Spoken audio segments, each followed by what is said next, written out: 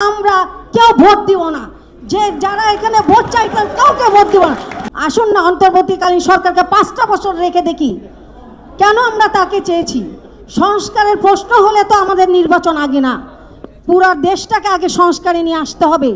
শিক্ষা ব্যবস্থা থেকে স্বাস্থ্য ব্যবস্থা, স্বাস্থ্যখাত, চাকরিজীবীদের জন্য, যারা বেকার যুবদের জন্য অনেক সংস্কারের প্রয়োজন আছে।